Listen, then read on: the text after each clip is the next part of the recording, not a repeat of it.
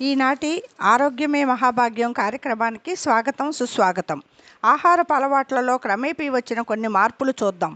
సర్వరోగ నివారణి పేరుతో ఎప్పుడో 25 సంవత్సరాల క్రితం ఆయిల్ పుల్లింగ్ అని వచ్చింది. పొద్దున్న ఎవరికి ఫోన్ చేసినా మా ఆయన ఆయిల్ పుల్లింగ్ చేస్తున్నాడు అనేవాళ్ళు. అది ఆగిపోయింది. తర్వాత నీళ్ళరాజు వచ్చాడు. కుండలు కుండలు నీళ్లు తాగితే రోగాలు మాయం అన్నాడు. అది పోయింది.